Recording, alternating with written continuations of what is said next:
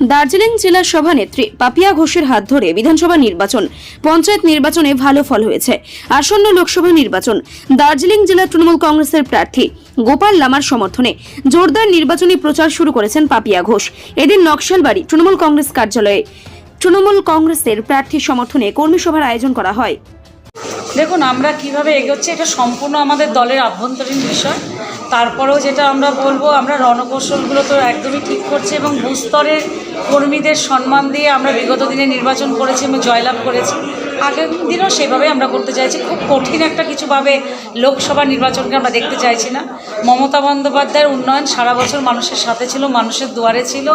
আমরা সারা বছর মানুষের পাশে ছিলাম। নির্বাচন বলে আমাদের আলাদা কিছু নেই, প্রার্থী পরিচয়।